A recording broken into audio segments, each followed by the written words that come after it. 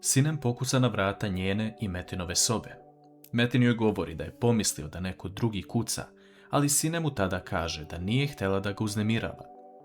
Ona pita da li mu je potrebno nešto pre spavanja, a Metinu kroz glavu prolaze samo misli o tome kako bi voleo da je sve kao pre i da mu Sinem sada legne na rame i priča da ga se uželela, ali istina je nešto skroz drugačije.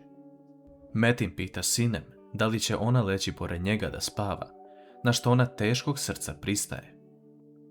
Dok se Sinem sprema za krevet, Metin joj govori kako ga još uvijek gleda kao duha i razume da nije lako da se navikne na sve ovo. On razmišlja o tome da je pokvario njenu sreću dolaskom ovde, ali da njegova majka Mukader nije uništila samo njegov život, već i njegovu porodicu.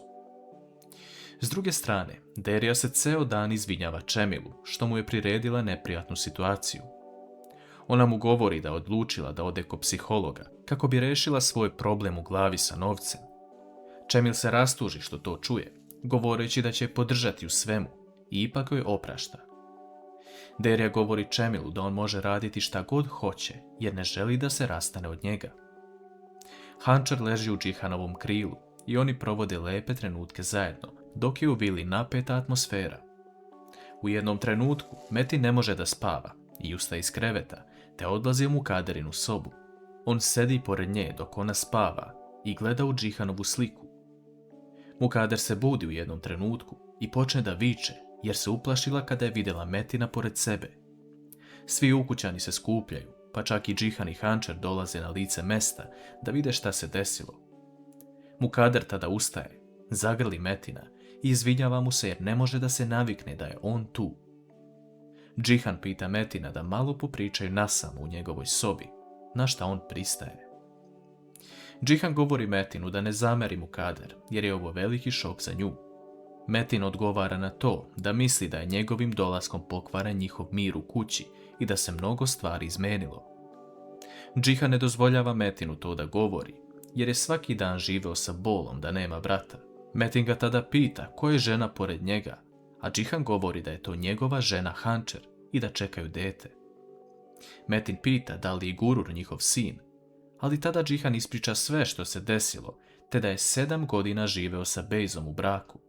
A Metin zna da Džihan nikada nije voleo Bejzu, te da je taj brak bio nametnut. Sinem odlazi kod Mine u sobu, jer se uplašila šta se desilo, te ostaje kod nje da prespava. Sutradan ujutru, Mine odlazi u Metinovu sobu i nakon što se on probudi, ona se uplaši i pobegne u hodnik. Metinu bude drago što je Mine došla da ga posjeti, te on polako, korak po korak, pokušava da joj se približi.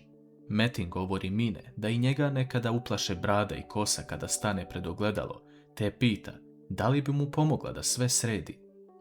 Mine odlazi sa Metinom u sobu i gleda kako on sređuje bradu i kosu, a on je pita da li bi mogla da uzme makase i pomogne mu sa delom kose koji ne može da dohvati, što Mine i uradi.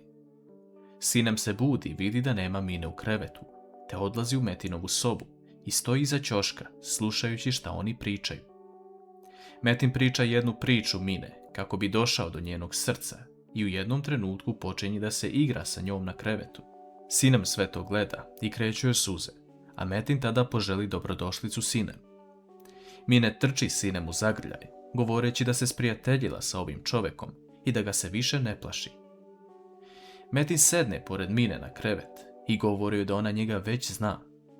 On tada pita Sinem da li ima neku zajedničku sliku od pre, ako i to nije sakrila, a ona mu daje njihovu sliku sa venčanja. Metin pita Mine da li zna ko je ovaj čovjek na slici, na šta ona odgovara da je to njen otac.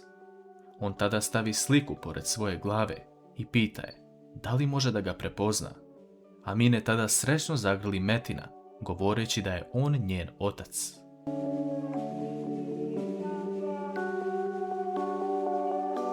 Metin silazi sa Mine u dnevni boravak i sretne Fadime koja sprema sto za doručak.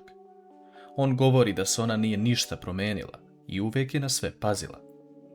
Tada dolazi i Ajsu, a Metin se iznenadi kada vidi da Fadime ima veliku ćerku. Sinem se pridružuje u dnevnom boravku, a tada Metin pita Fadime gdje joj je sin, jer se sjeća da ima i njega. Svima bude neprijatno, Ali Fadime govori da on radio kod Džihana jedno vrijeme, a sada je negdje daleko zbog posla.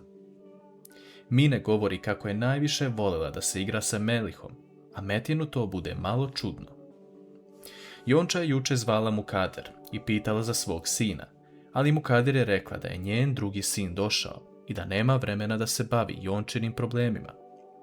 Derja odmah zove Hančer kako bi pitala šta se dešava u vili, a Hančer govori da se Džihanov brat odjednom pojavio.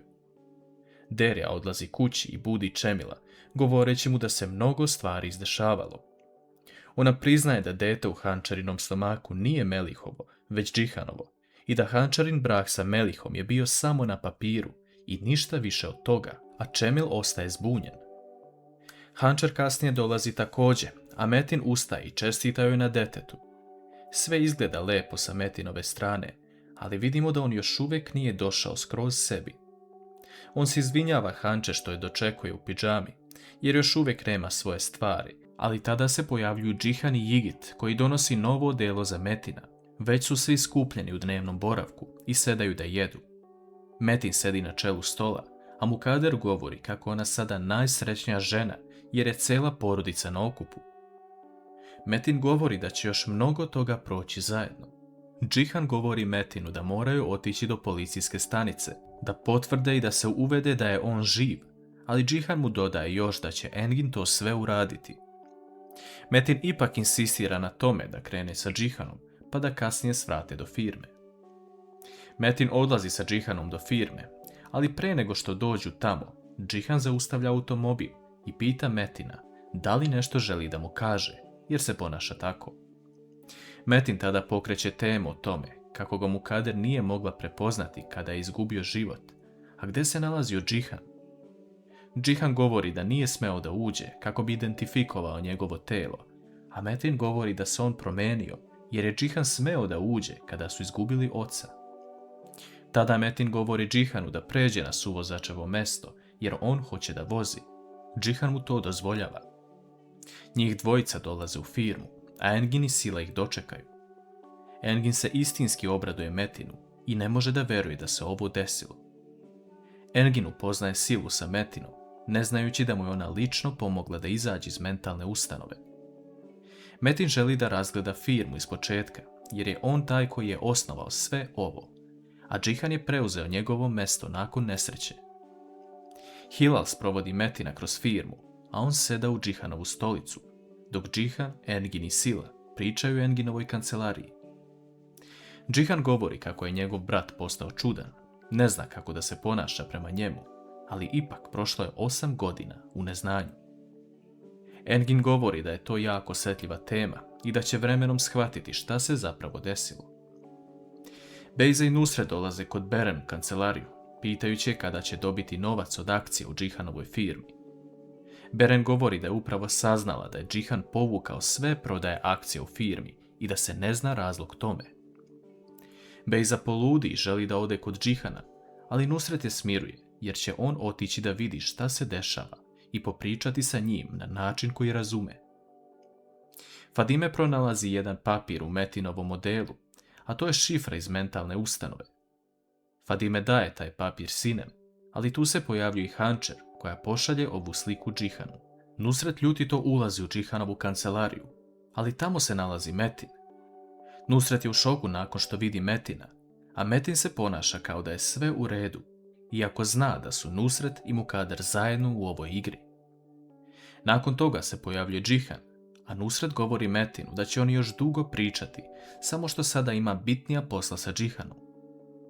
Džihan i Nusret odlaze u Enginovu kancelariju i Nusret počne da viče na Džihana kako je mogao da igra ovakvu igru sa njima i da obustavi prodaje akcija, te da će platiti za to. Džihan govori da se sinoć pojavio njegov brat posle 8 godina i da je ova firma osnovana od strane njega. Nusret počinje da sumnja na ovo, te govori Džihanu da su oni sve ovo smislili i da su znali da je Metin živ kako bi iskoristili Džihanov i Bejzin razvod braka.